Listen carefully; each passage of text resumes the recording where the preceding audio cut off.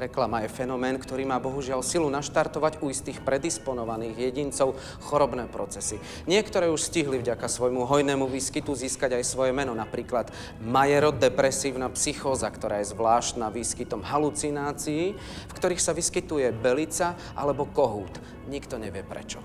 Nedávno bola popísaná istrofóbia, takzvaný chorobný strach z ticha, ktorý núti pacientov rozprávať príbehy. V najťažších prípadoch sa tieto príbehy nedajú počúvať, čo ešte viac brzdí jej výskum. Alebo je tu syndrom Barnett-Out, akási mentálna svalovica, pri ktorej pomáha už len leotómia. Veľmi zákerná je sačínajúca neuróza, ktorej vrcholové štádium sa vyznačuje sklonmi k sačizmu. Túto chorobu zatiaľ liečime iba prechádzkami a drobnými záhradníckymi prácami v sade Janka Kráľa.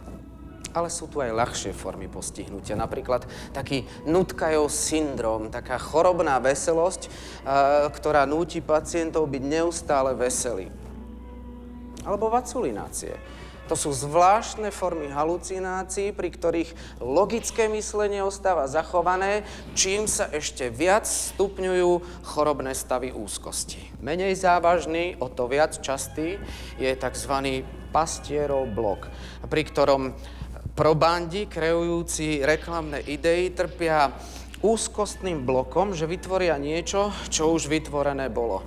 To vedie k spomaleniu myslenia a výnimočne aj k celkovej zástave mozgu.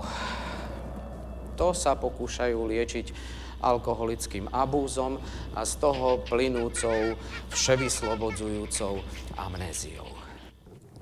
Skrátka, je toho dosť.